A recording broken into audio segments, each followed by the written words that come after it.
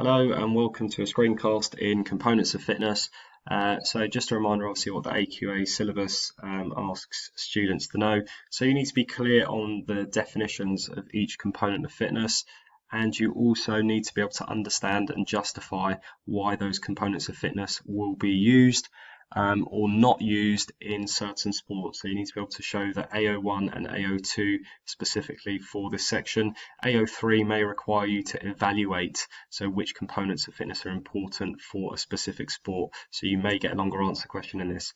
You should be familiar now with the different text boxes, so we'll just move on straight from here.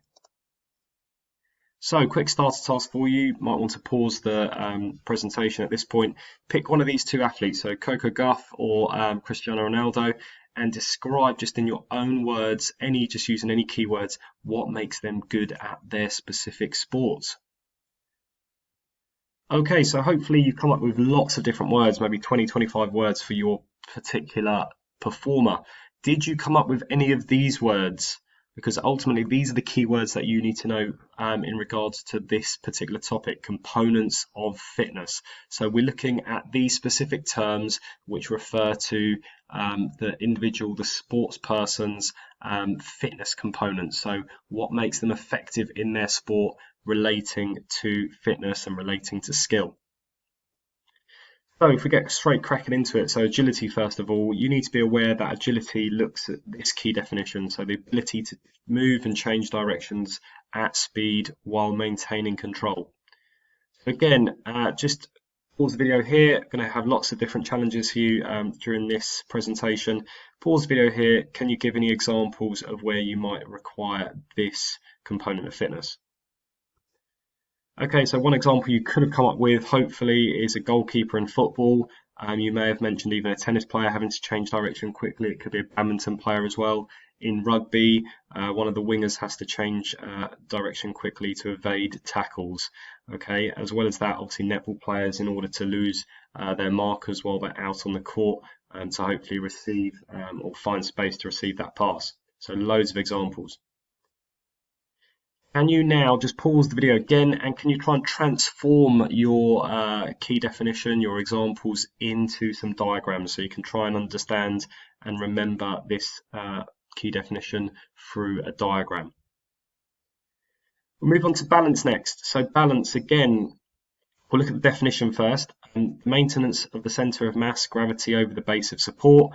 Okay, we're referring here to looking at static and dynamic balance. Okay, so static where we're still and dynamic perhaps when we're moving. So again, just pause your video, see if you can transform that definition into any images or pictures to help you remember this.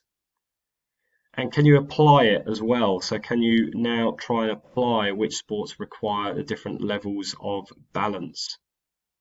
You can see the example there in terms of things like yoga. A gymnast, for example, requires high levels of balance. Should have been able to come up with a few different examples there. And that's just the definitions of static and dynamic and when we require them. So dynamic is when we're on the move, but obviously when we're jogging, when we're walking, when we're running, we require obviously balance in order to do that. And a static balance will be things like a handstand where we're not moving and we're in a stationary position. Let's move on to cardiovascular endurance, or aerobic power it's referred to as. So it's this ability of the heart and lungs to supply oxygen to the working muscles. And ultimately, pause the video here, try and think about, can you explain why cardiovascular fitness is so important for this sport? So cycling. Pause the video here, see if you can answer that.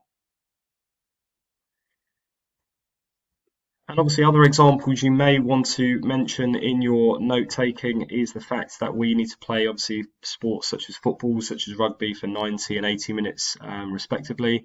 And it's this idea of maintaining oxygen supplies when we're doing our physical activity. So for the cyclists here in terms of Tour de France, okay, they'll require that oxygen supply to the working muscles in order for them to perform effectively at their sport.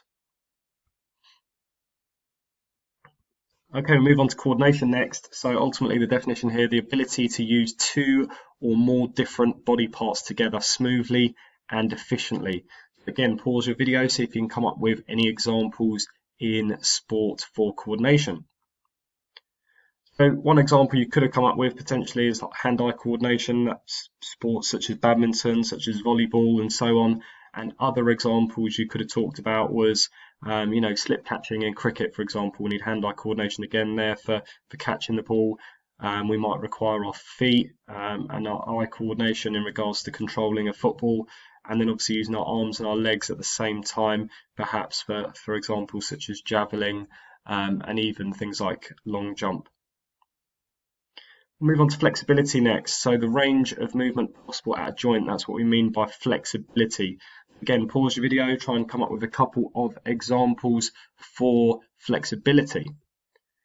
So example I've given here is a tennis player obviously stretching out for a ball as they run across the court, but ultimately we could think of lots of different sports and not just tennis. Gymnastics obviously requires lots of movement where we need flexibility for the different range the different range of movement at a joint. Muscular endurance next. So here we're referring to the ability of the muscles or muscle groups to undergo repeated contractions, avoiding fatigue. So we're looking for our muscles to work for longer periods of time without getting fatigued, without getting tired. Okay. And ultimately, this is kind of similar to dynamic strength, as we'll look at in a second. So can you pause your video? Can you come up with any examples of where muscular endurance is required? That repetitive, perhaps movements might help you in terms of thinking of those sports there. Cycling is a good example in terms of muscular endurance. Obviously, if we think of as we cycle, we're rotating our feet against the pedal and we're using our quadriceps, our hamstrings and so on for that repetitive movement. Rowing is another good example where we have those repetitive muscle contractions.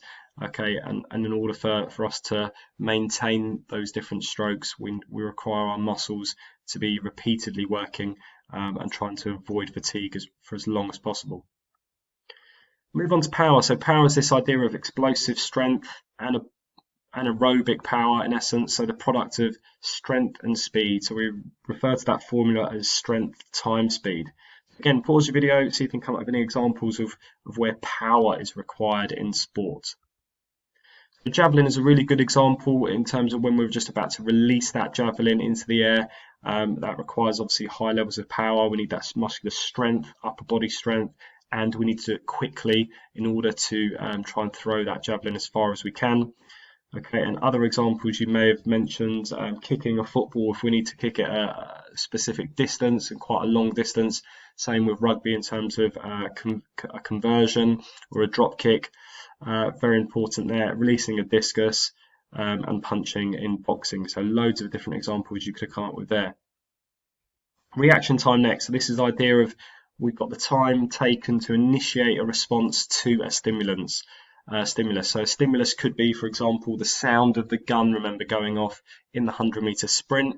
Okay, and it's that time taken for us to initially respond. So the quicker we respond to that gun sound, the quicker our reaction time, the better our reaction time will be in order for us to start our sprint. Try and name 2 other sports that might require that, or you can see the picture there of badminton. See if you can come up with any other examples and specific skills that might be required for reaction time. So as I mentioned there about the 100-meter sprint, start of it, and obviously the shuttlecock here, hopefully you've got some 2 or 3 other examples as well to solidify your understanding of that. Right, we move on to speed. So speed is this maximum rate at which an individual is able to perform a movement or cover a distance in a period of time. So we refer to this as the formula, which is speed equals distance divided by time. So the quicker we are, the quicker we're going to cover a distance over a shorter period of time ultimately. So let's again pause your video and see if you can think of any other sports that might require high levels of speed or even positions in a specific sport. Okay, let's move on to strength. So there's quite a few different definitions here we need to know for strength, but ultimately it's the ability to overcome a resistance. And there are different forms of strength, whether it be maximal, the largest force possible in a single maximal contraction. Okay, that could be a single punch, for example, We've got dynamic, which refers to similarities in muscular endurance, so you can go back to looking at that. Explosive strength, this kind of really refers to power, so this idea of strength times speed. And then finally, static strength, which is this ability to hold a body part in a static position. So the muscle length stays the same. Okay, so it's a maximum force that can be applied to an immovable object. So, for example, in a scrum, if we've got the same force working, pushing one direction and against us, okay, then that's obviously static strength. See if you can try and reduce those words. Pause the video here, look at the definitions, look back at muscular endurance and power if you need to, and just see if you can add some key words next to your definition to help you with this section. So pause the video again here and see if you can challenge yourself to give an example for each of the different types of strength and apply them in sport. It says there what type of strength is most important in your sport. So think about the sport that you particularly play and which is most relevant for your sport. All right, we're coming towards the end of the presentation. So before we do that, just want you to look at this pie chart, and you can see here that the different components of fitness are broken down into various percentages. Okay, and we're specifically looking here at boxing.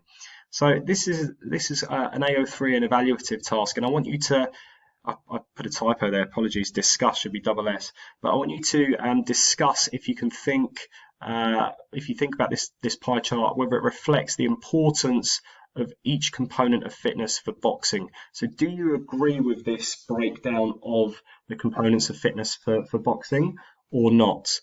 And that this is your opportunity, your chance to kind of evaluate. So you're discussing what things you agree with, what things you don't agree with. Okay, so this is looking a bit more at AO3 now. Okay, and you're justifying maybe why you agree or disagree with it. Okay, based on those percentages. So spend 5, 6, 7 minutes just taking that in and feeding back on your page, and in class we can go through that as a class. Similarly, in this particular task, it's important when we've got these key definitions down that we somehow remember them, and we can do that for an acronym, for example. So here I've just put the first letters of the components of fitness at the bottom: A, B, C, C, F, M, P, R, double S. Can you come up with some sort of acronym so that you can remember it, hopefully in the exam? Okay. You know, a boy called Carl, and then you could keep on going, for example, just to see if you can carry on with that story, and that might help you remember that in the exam. And finally, sort of for the teachers, really. So, I mean, you've noticed probably in this slideshow, and for students for that matter, here, you know, for some of the different slides, I've asked you to transform, so to use pictures and images. I've asked you to reduce into maybe shorter sentences or shorter keywords. Okay, you can also summarize and you can extend. So these are quite flexible in between each slide, really, but the extend one is kind of writing down 3 other questions that you might want to ask an expert. So it might be the teacher specifically if you want to ask in class.